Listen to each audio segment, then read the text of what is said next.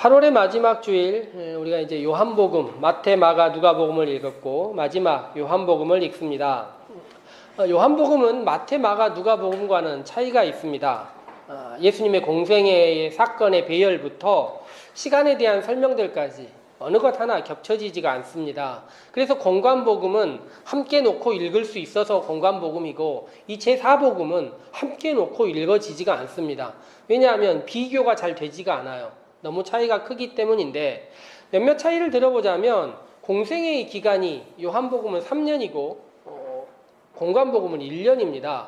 그래서 오늘 본문에 나와 있듯이 요한복음은 명절들이 반복돼서 나옵니다. 3년의 명절들이 3번이나 있으니까 여러 번 겹쳐지면서 명절 나오는데 공관복음은 6월절 딱 한 번을 위하여 달려가는 모습을 볼 수 있습니다.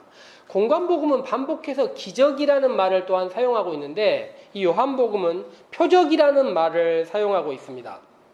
즉 마태, 마가, 누가복음은 사건 중심으로 움직인다면 요한복음은 의미를 중심으로 움직인다 말할 수 있겠습니다.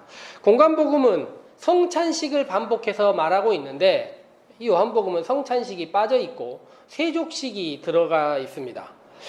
요한복음은 사건들은 연결이 되어 있는데 하나의 사건이 끝나고 나면 사건에 대한 논쟁들과 설명들이 아주 길게 이어지는 것이 특징이라고 말할 수 있습니다.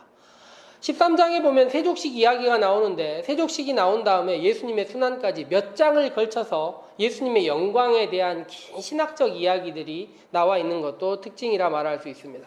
그래서 요한복음의 앞쪽을 표적의 책, 뒤쪽을 영광의 책이라고 표현하기도 하는데 추후 기회가 된다면 한 달 정도 요한복음의 이야기를 길게 한번 설명해 보려고 계획하고 있습니다.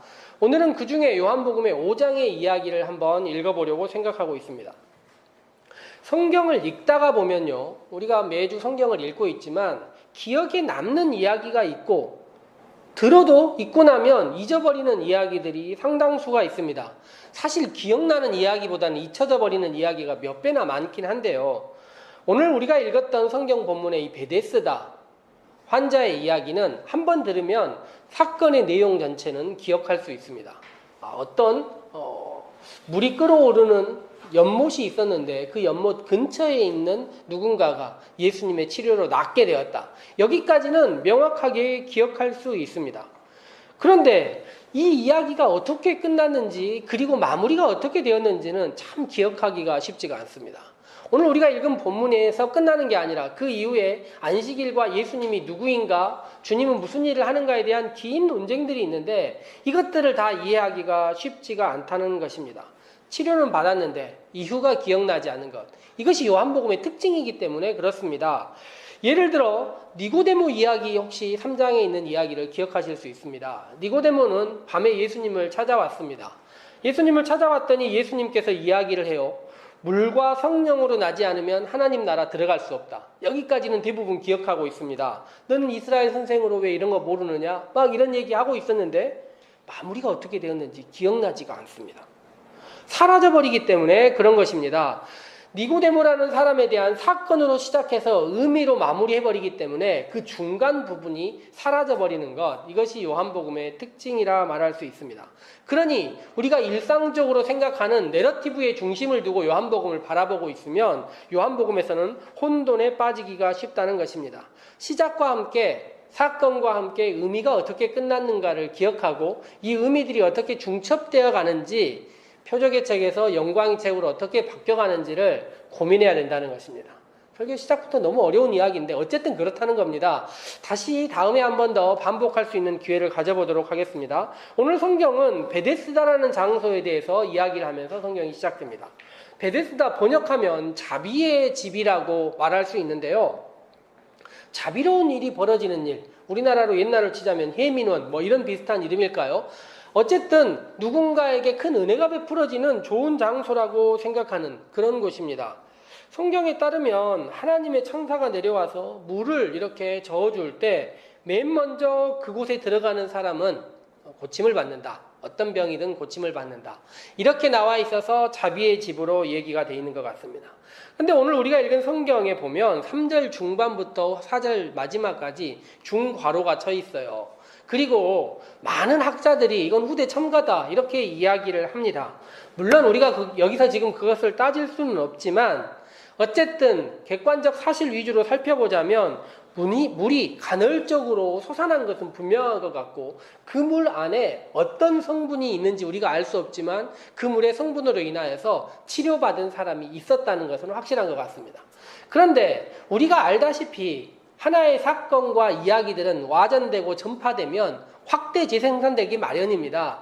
그러다 보니 맨 먼저 들어가면 어떤 병이라도 치료받는다는 이야기가 나와 있었던 거고 치료들 중에 상당수는 확인할 수 없는 치료들이 많다 보니 사람들이 이 일에 대해서 굉장히 과장되게 생각하고 있었던 것 같습니다. 창세기부터 요한계시록까지 하나님이 역사하시는 것 도우심에 대한 많은 이야기가 있는데 요한복음 5장에 나와 있는 이 베데스다의 치료는 말이에요. 하나님이 일반적으로 사람을 도우시는 방식과 딱 겹쳐지지는 않습니다. 오히려 많은 차이가 있다는 것을 알 수 있습니다. 그리고 읽어보면 자비의 집인가? 오히려 이렇게 궁금하게 되고 의심하게 되는 몇 가지 장면들이 있습니다. 물이 솟아나고 넘쳐나고 무언가 저어지는 일은 있다고 하는데 그 때를 알 수가 없어요. 그리고 다음 문제가 제일 큰 문제인데 일명 선착순입니다. 먼저 들어가야 낫는다는 것입니다. 그리고 연못에 몸을 던져야 된다고 하는데 제가 오늘 우리 주보 앞면에다가 베데스다 연못 사진을 올릴까 요 사진을 올릴까 그림을 올릴까 고민하다가 했는데 베데스다 연못은 지금은 성한 사람도 들어가면 올라오기 쉽지 않은 아주 밑에 빠져있는 연못입니다. 그러다 보니 성경에 나와 있는 사람 맹인, 다리 저는 사람, 중풍병자 서로 먼저 들어가지 못하면 무조건 사는 게 아니라 죽는 경우를 맞이하게 되는 것입니다. 그러니 삶을 향하여 몸을 던진다고 말할 수 없고 오히려 죽음을 향하여 몸을 던질 수도 있는 아주 위기의 상황입니다. 그러니 이 장소를 은혜의 집이다, 하나님의 도우심이다 이렇게 이야기하기에는 약간 무리가 있지 않나 생각할 수 있는 것입니다. 이 본문의 이야기는 흡사 우리 사회를 보는 것 같습니다. 너무나도 좁은 이 관문 한 명만을 위한 선착순의 길들을 향하여 전체가 희생하고 매달려 있는 것, 승자가 모든 것을 가지고 거기에 실패하는 사람들은 죽음과 자조 혹은 과도한 신화들만 남아있는 그런 사회가 되는 것이 아닌가 생각해 보는 것입니다. 사회의 시선 모두 또한 아픔의 모든 시선 또한 그쪽을 향하여 몰려있는 것, 그리고 그곳을 떠나려고 해도 벗어나지 못하고 있는 이런 모습들 때문에 우리 사회의 일면의 모습을 베데스다에서 볼 수도 있지 않을까 생각해 보는 것입니다. 그리고 주보의 그림에 나와 있듯이 38년 된 환자가 그곳에 있습니다. 물론 주보 주변에 그림 주변에 여러 사람들이 있는데 아마 희망을 가질 수 없는 사람들이 그곳에 모이지 않았을까 생각해 봅니다. 38이라는 숫자를 광야에서 이스라엘 백성들이 광야를 떠도는 것으로 이야기하는 사람들도 있는데 여하튼 끔찍하게 긴 기간이라는 것은 분명해 보입니다. 예수님께서 명절에 그곳에 가셨어요. 명절이란 기쁨이 있고 사람들에게 잔치와 같고 행복이 있어야 될 그런 공간인데 그 중에서 가장 오래돼서 물에 빠지지도 못해서 죽지도 못하고 살아있는데 회복도 되지 못하는 그 사람을 찾아서 예수님께서 가신 것입니다. 그가 했던 이야기, 도움으로 물에 들어가고자 했던 것을 보니 이 사람이 다리가 몹시 불편하거나 아니면 중풍병과 같이 움직이지 못하는 질환에 걸려 있을 가능성이 높을 것 같습니다. 그때 예수님이 그 사람을 찾아가서 했던 얘기가 무엇입니까? 내가 낫고자 하느냐. 헬라어 원문에 따르면 낫고자 하느냐보다는 내 몸이 온전해지기를 바라느냐가 더 맞습니다. 어쨌든 불편한 곳이 치유돼서 온전해지기를 바라느냐라고 예수님께서 이야기를 하신 것입니다. 그런데 이 사람 뭐라고 얘기하냐면 주님이라고 얘기를 하면서 물이 움직일 때 나를 못에 던져주는 사람이 없습니다. 내가 가기 전에 다른 사람이 먼저 들어갑니다. 라고 이야기를 한 것입니다. 예수님은 온전해지고 싶으냐 낫고자 하느냐 물었는데 이 사람의 대답은 전혀 다른 이야기를 하는 것입니다. 우리 신앙의 이야기들 가운데서도 이런 이야기들이 있을 때 참 슬픈 것 같습니다. 예수님께서 우리에게 던지시는 질문과 우리가 하는 대답이 전혀 다를 때 말입니다. 예수님이 같은 말씀, 우리에게 온전해지고 싶으냐라고 물어보면 우리는 뭐라고 대답을 하고 있는 것일까요? 마가복음 2장을 읽다 보면 거기에도 중풍병 걸린 사람 한 명 이야기가 나옵니다. 사람들이 예수님이 모여 계신 곳에 사람들이 가득 모여 있었어요. 그래서 사람들이 들어갈 수도 없게 가득 차 있었는데 그때 중풍병 걸린 사람 한 명을 4명의 친구들이 데리고 온 이야기가 성경 가운데 기록되어 있습니다. 이 사람이 예수님 계신 곳으로 가까이 가려고 했는데 누구 때문에 못 들어갑니까? 무리들 때문에 못 들어간단 말이에요. 그래서 이 사람들이, 친구들이 포기하지 않고 지붕을 뜯어가지고 지붕으로 중풍병자를 달아내립니다. 저는 이거 보면서 흡사 연못으로 사람을 들어가는 것과 비슷한 장면처럼 느껴져요. 중풍병 걸린 사람을 지붕에서 달아내리다니요. 잘못하면 어떻게 되는 일입니까? 안에 있는 사람들도 무척 난처 있을 것 같습니다. 그런데 예수님께서 뭐라고 얘기하시냐면 그 4명의 믿음을 보셨다는 거예요. 그리고 나서 예수님이 하신 이야기가 무엇입니까? 내 죄사함을 받았다 였습니다. 교회를 다니다 보면 교회에 2 종류의 사람들이 있다는 것을 흔히 알 수 있습니다. 말씀 중심의 사람과 은사 중심의 사람, 이 2 종류가 교회의 양대 산맥입니다. 흔히 말씀과 기도도 조용히 하고 침묵 기도하고, 우리 교회 약간 스타일 말씀 중심으로 움직인다고 흔히 말하는 스타일, 그리고 은사 중심의 사람들이 있어요. 치유, 방언, 성령 집회, 이렇게 이야기하는 사람들이 있는데, 큰 차이가 있지는 않고 교집합이 있지만, 어쨌든 차이가 있다는 것입니다.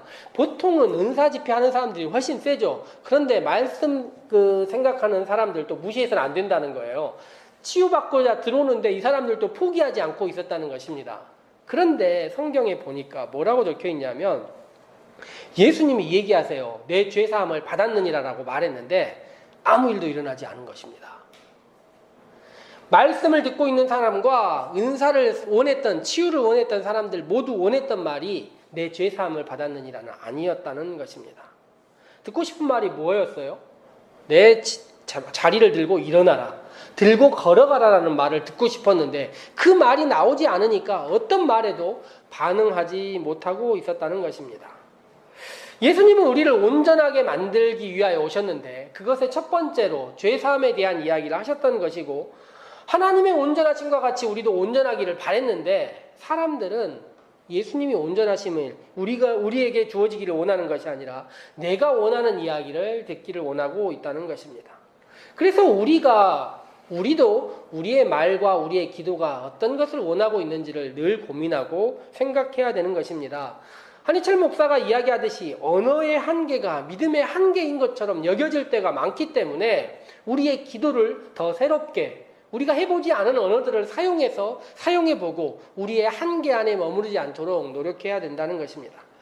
오늘 성경을 보면 예수님은 환자가 원하는 대로 연못을 갑자기 끌어올리고 네가 맨 먼저 들어가라 이야기하지도 않으시고, 끈을 들어서 연못으로 옮겨주지도 않으십니다. 혹 제자들을 데려다가 이 사람 맨 먼저 넣어줘, 이런 이야기도 하지 않으신다는 것입니다. 예수님은 그 사람에게 자리를 들고 일어나라 이야기를 하는 것입니다. 물이 움직이는 그쪽 방향으로만 모든 시선을 움직이고 자기 몸도 그쪽으로만 쏠려 있는 사람에게 네 자신을 보고 네 안에 있는 가능성을 봐라 이렇게 이야기하고, 너의 몸을 물쪽이 아니라 너 자신을 위하여 사용하라 이야기하는 것입니다.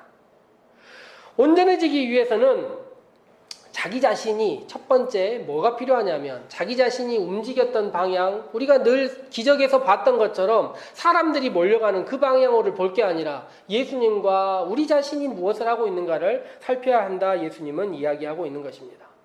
놀랍게 이 사람이 치유를 받았어요. 그런데 치유받은 다음에 바로 그 다음 이야기가 무척 재미있습니다.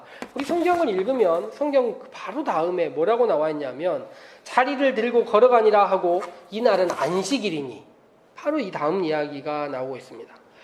이 사람은 38년 동안 한 자리에서 아무 일도 하지 않았던 것 같습니다.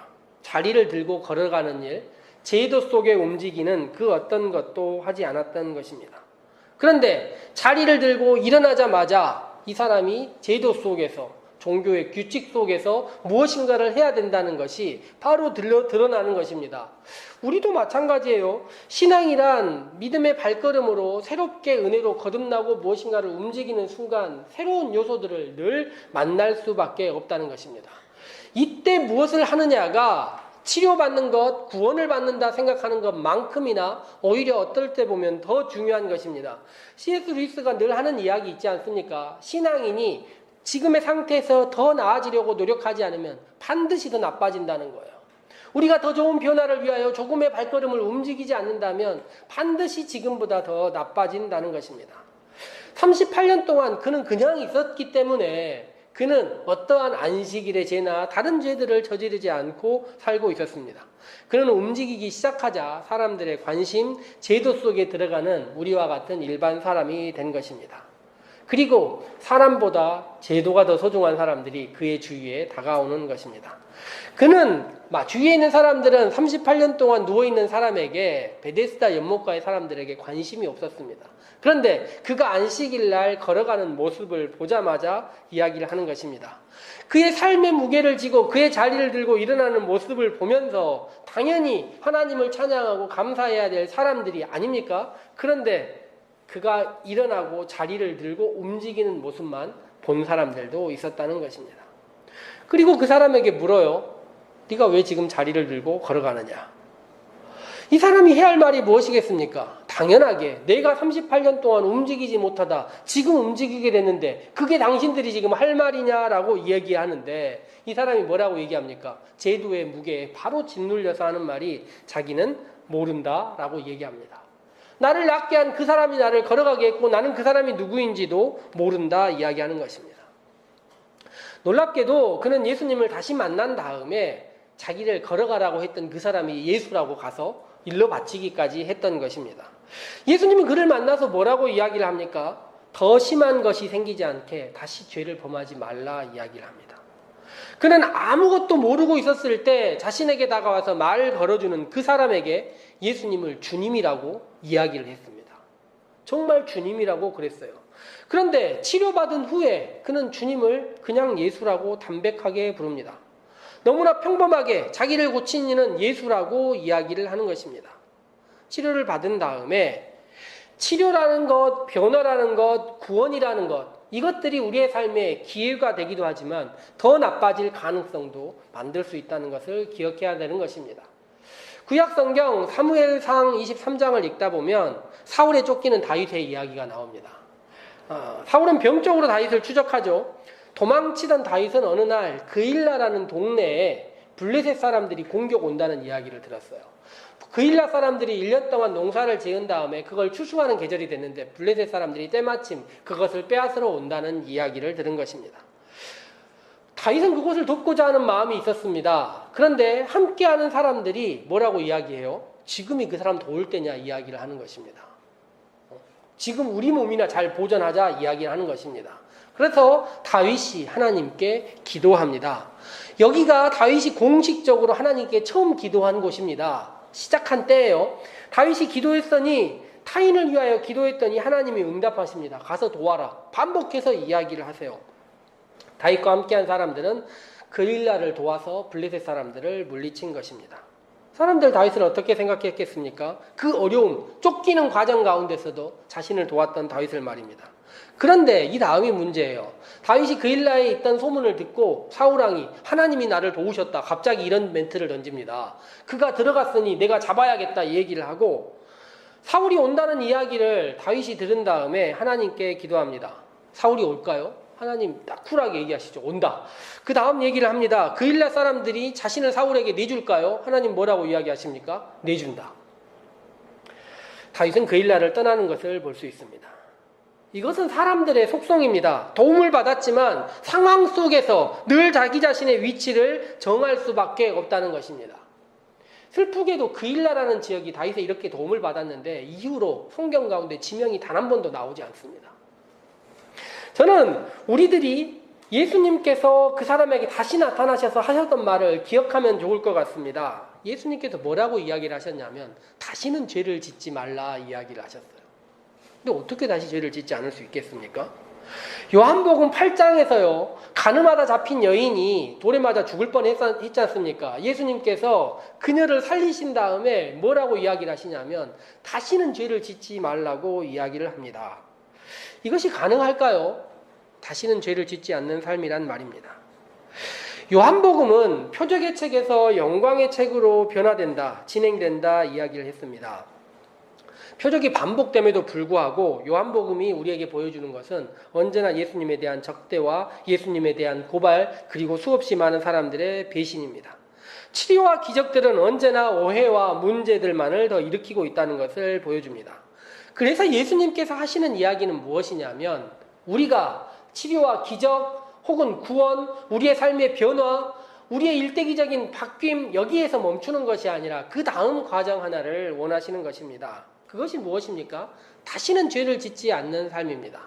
그런데 그것이 불가능함을 우리가 알고 있다는 것입니다.